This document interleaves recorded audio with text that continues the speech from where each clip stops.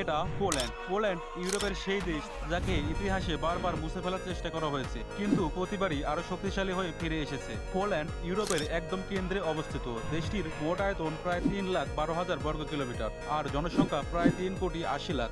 দ্বিতীয় বিশ্বযুদ্ধের সময় পোল্যান্ড ছিল সবচেয়ে বেশি ক্ষতিগ্রস্ত দেশগুলোর একটি, কিন্তু আজকের পোল্যান্ড একেবারেই আলাদা।